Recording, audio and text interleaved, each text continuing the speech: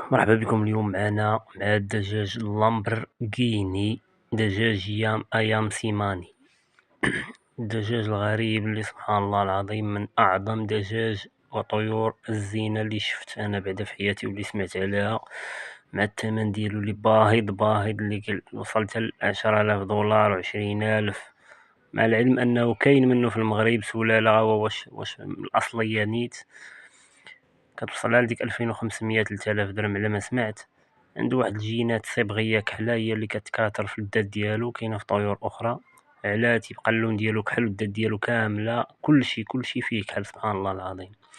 سماوه بالسمية ديال سيماني نسبة للقرية ديال سيماني اللي جات في اندونيسيا، اللي كينتمي ليها يعني هي الأصل ديالو على ما كيقولوا المعلومات.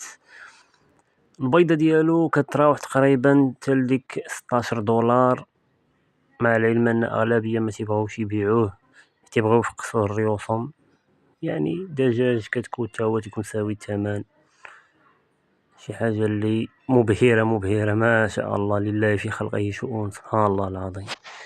اعتنيو به عناية خاصة لدرجة أنه مزارعين تيبقاو حاضرينو 24 ساعة هو، يعني باش يكون عندك فروج ودجاجة وكوبل ولا قطيع من هاد الماركة هاد الأسود هذا سبحان الله العظيم اللي يساوي الثمن، راه ماشي مشروع هذاك راه رأس مال باهظ هذاك اللي خصك تبقى حاضر النهار كامل، خصك تعتني به عناية خاصة لدرجة أنه تيدوشو ليه بزاف د الحوايج، شي حاجة اللي متوقعهاش على البال.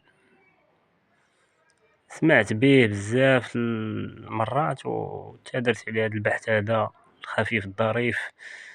الذكر راه تيوصل الوزن ديالو حتى لديك 2 كيلو 2 كيلو ونص، النتوما كتوصل لكيلو ما بين كيلو ونص، هذا هو الوزن ديالهم سبحان الله العظيم. الرجلين كحلين، الراس المنقار اللسان كلشي الكبدة كحلة حتى الفخاد حتى اللحم ديالو على ما سمعت من مصادر موثوقة سبحان الله العظيم. باش تنوي تربي قطيع بحال هذا تبارك الله وصلنا نبي راه خص تكون عندك جرأة العناية راه خصو الصابون والدوش، خصو الصونا، خصو الماساج، خويا راه خصكم تسالي لي عاوة الصراحة لا باش تحط فيه ديك الفلوس كاملة وداك هذا، راه خاص يكون عندك النفس طويل حتى من العلف ديالو علف سبيسيال خاص.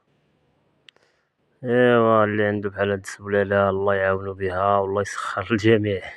إلا عجبكم الفيديو ما تنساوش وما تبخلوش علينا بلايك وشي كومونتير زوين، تابوناو باش يوصلكم كل جديد.